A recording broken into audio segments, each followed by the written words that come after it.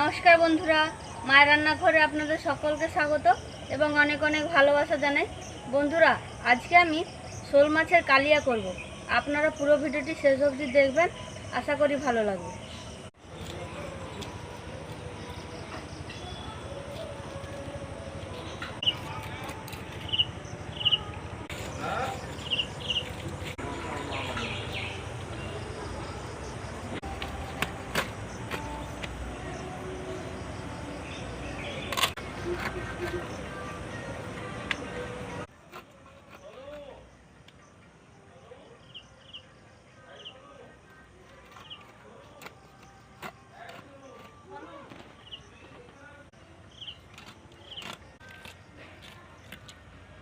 মাছগুলো কাটা হয়ে গেছে, এবার পরিষ্কার করে ধুয়ে নেব।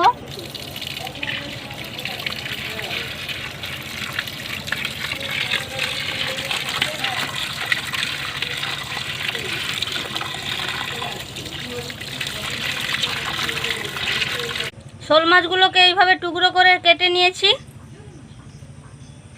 এবার মাছে লবণ হলুদ মাখিয়ে নেব। লবণ, হলুদ গুঁড়ো ভালো করে মাখিয়ে নেব।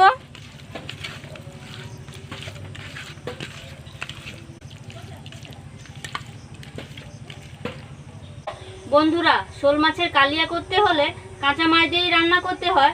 কাঁচা মাছ দিয়ে রান্না করলে আঁশটা একটা গন্ধ করে, তাই অনেকে পছন্দ করে না। তাই এখানে আমি হালকা করে ভেজে নেব। এবার কড়াইতে সরষের তেল দিয়ে দেব। তেল গরম হয়ে গেছে, এবার তেলের মধ্যে মাছগুলোকে দিয়ে দেব।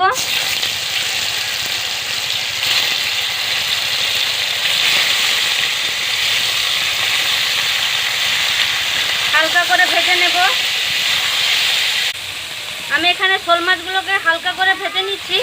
আপনারা চাইলে কাঁচা মাছ দিয়েও শোল মাছের কালিয়া রান্না করতে পারেন। মাছগুলো হালকা করে ভাজা হয়ে গেছে, এবার তুলে নেব।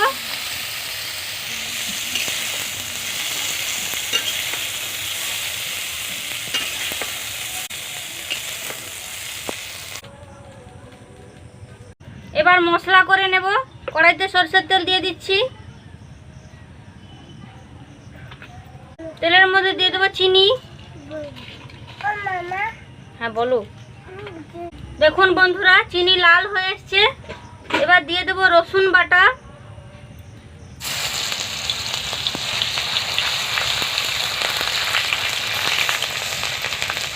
দিয়ে দেবো পেঁয়াজ কুচি।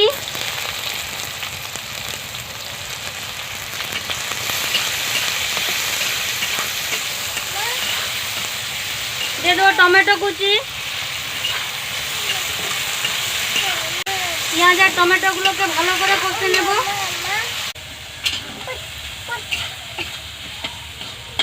তুমি স্কুলে যাবে না বাবাই?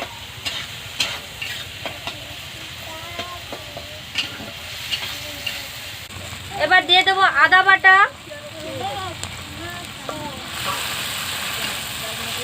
দিয়ে দেবো লঙ্কা গুঁড়ো, হলুদ গুঁড়ো, লবণ। এবার মশলাগুলোকে ভালো করে কষে নেব।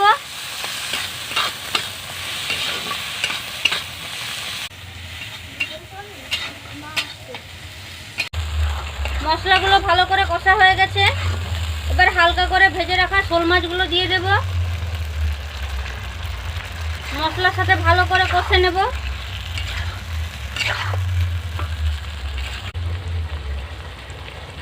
এবার ঢাকা দিয়ে দেব।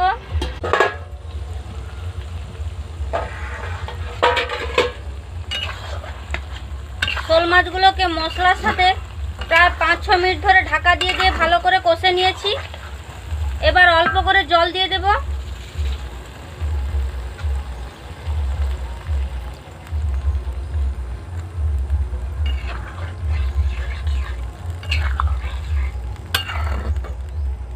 জল দেওয়ার পর আরো ভালো করে ফুটিয়ে নেব। দেখুন বন্ধুরা, মাছগুলো সিদ্ধ হয়ে গেছে, আমার রান্না হয়ে গেছে। এবার আমি নামিয়ে নেব।